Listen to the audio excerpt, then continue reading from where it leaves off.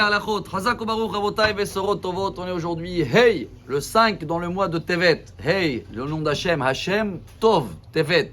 Hachem est tellement bien, il fait toutes les choses bien, on le sait.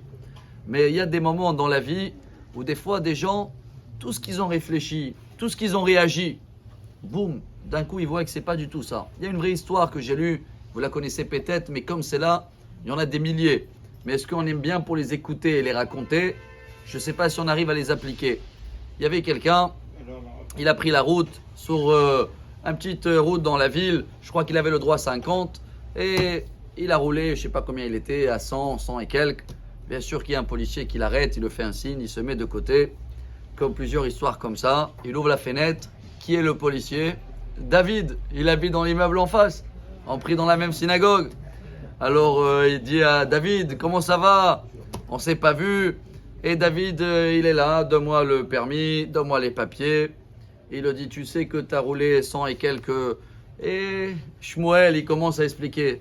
David, tu sais, les enfants, ils m'attendent à la maison, j'ai une journée, je te dis pas, ma femme, elle était là, elle a travaillé, elle a fait bien. Et lui, il continue et il marque. Il lui dit, viens, regarde dans la voiture. Il a montré comme quoi elle était à 105. Il lui dit, assis-toi là, j'arrive avec le PV.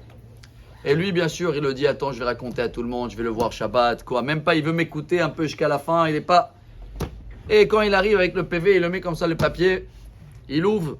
C'était pas un PV, hein. Justement.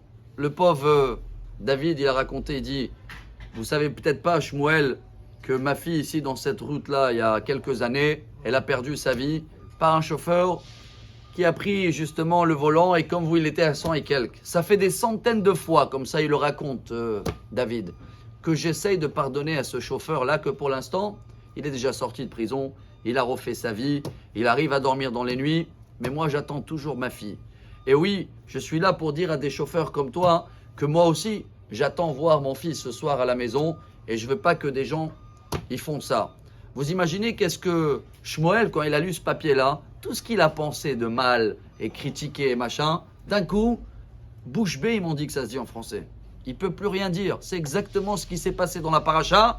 Mais 22 ans, ils sont écroulés avec tous les frères qui voient Yosef devant eux et que tous les rêves qu'il a rêvés à 22 ans, ils sont en train de se réaliser. Ils sont tous prosternés devant lui, celui qui avait raison, celui le patron. Et qu'est-ce qu'ils font tous?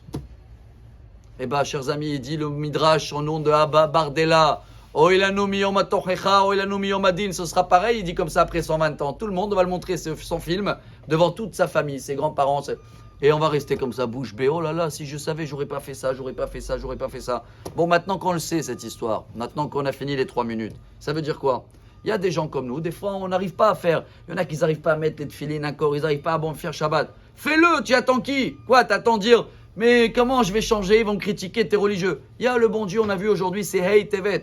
Hachem Tov, peu importe le passé, il est fini. Yosef, il les a dit après, oubliez le passé, ne prenez pas la tête dans la route de retour. Dieu, il a voulu comme ça. Maintenant, on sait qu'il y a des moments où on a mal fait. Réagis devant, comme ça, Bezrat Hachem. Même si on a fait des erreurs et on les connaît et on n'arrive pas peut-être, prends des bonnes décisions dès demain. Fais les choses comme il faut, en arrêtant de mal juger les choses ou dire où j'ai le temps et à la retraite je vais étudier.